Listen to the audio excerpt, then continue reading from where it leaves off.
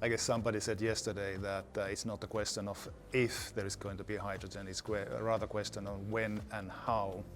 And this is a necessity if we are serious about the carbon neutrality targets.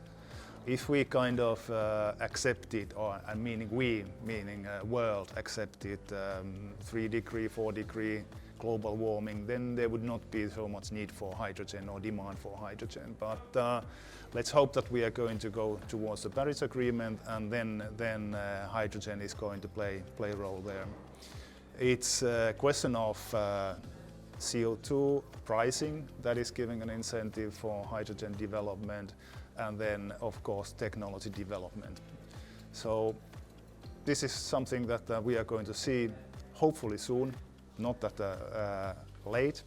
If I take a parallel from electricity, in renewable electricity in Europe in 1990 was 12%, the share of renewable electricity. 10 years later it was 14%, so the increase of 2 percentage points. Now we are about 30%. So it took time, it took money to increase the share of renewable electricity, and the same is going to happen with gas. Let's hope that it's not going to take so much time or so much money.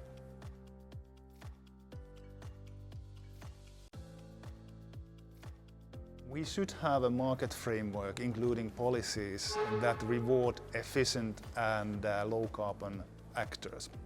And there again, carbon pricing is an important tool for establishing those kind of framework.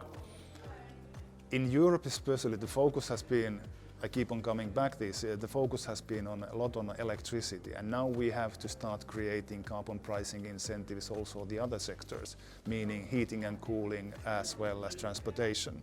Heating and cooling is about 50% of the European final energy consumption, so it is a big potential to improve the climate performance of Europe. So we need carbon pricing.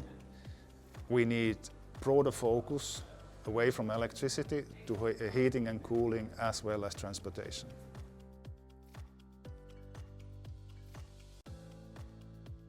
My understanding is that the new commission that will take the office later this year or early next year at the latest is going to increase the target for 2030. So that remains to be seen if that is going to happen and how high they are going to go.